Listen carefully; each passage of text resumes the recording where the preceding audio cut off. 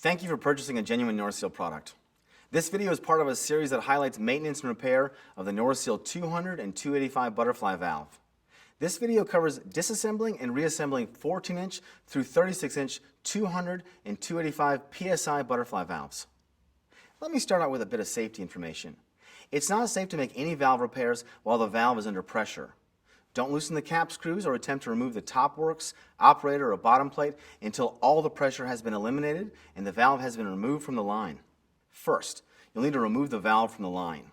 Remove all pressure from the line and close the valve.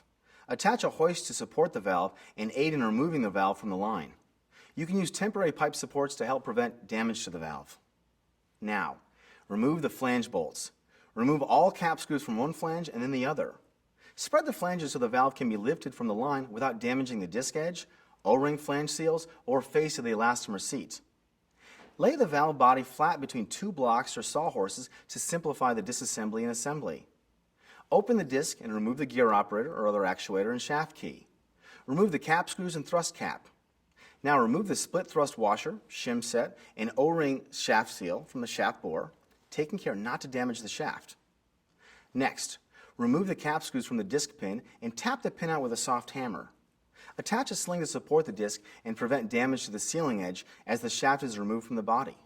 Remove the shaft through the bottom bore of the body, and then tap the top of the shaft with a soft plastic or rubber hammer to loosen it, and then pull the opposite end. The disc will come free when the shaft has been removed. You can tap the seat from the body with a plastic or rubber mallet. The O-ring flange seals will come free as the seat is removed, and the seat O-rings will be in the counter bores of the seat. Remove the shaft O-rings from the grooves in the shaft. If you have an M-series valve, you'll need to take a few more steps. Inspect the disc O-ring for damage or compression set. If you need to replace it, carefully cut the O-ring and remove it from the disc edge groove. Don't pry the O-ring loose with sharp tools, which could damage the disc or groove. We have detailed instructions for this in our new operations and maintenance manual on our website at www.norriseal.com. When you're ready to reassemble your valve, you'll want to first clean all the parts and then lubricate the outside diameter and raised sealing surface of the seat, all O-rings and disc edge, with a silicone-based lubricant. Remember, the valve must not be put under pressure until the top works, operator, and bottom plate have been installed. First, place the shaft's O-rings in the seat counter bores. Then slip the seat into the body so the shaft holes are aligned with the shaft bores in the body. A soft plastic or rubber mallet may be used to tap the seat into place if necessary. Carefully roll the shaft O-rings into the shaft grooves, and then attach a sling to the disc. With a hoist, carefully lower the disc into the seat perpendicular to the shaft bores and raised sealing surface. Rotate the disc to align the bosses with the shaft bores. Go ahead and lubricate the full length of the shaft. Then insert the operator's shaft and carefully rotate it past the O-rings and seat to prevent damage to these sealing surfaces. Don't force the shaft past the seat O-rings and seat, and don't hammer it into place. Now, rotate the disc to align the disc pinhole with a hole in the shaft. Insert the disc pin and attach the cap screws. You can use a soft hammer to tap the disc pin into place and then close the disc.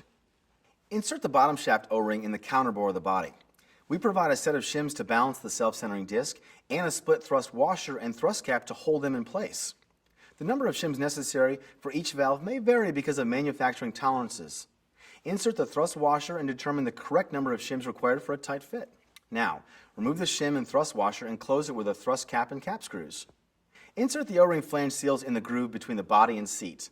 Avoid stretching the O-ring by first pressing it into place at 4 points, then pressing it into place alternately at points between until the entire O-ring is smooth and evenly secured.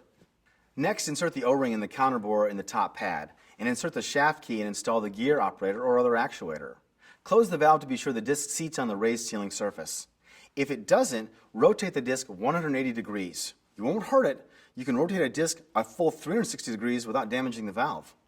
Use the hoist to install the valve between flanges. You should use temporary pipe supports to keep flanges parallel during installation and to prevent damage to the disc edge, O-ring flange seals, and face of the elastomer seat. For more information, download our new Series 200 and 285 Operations and Maintenance Manual at www.norriseal.com.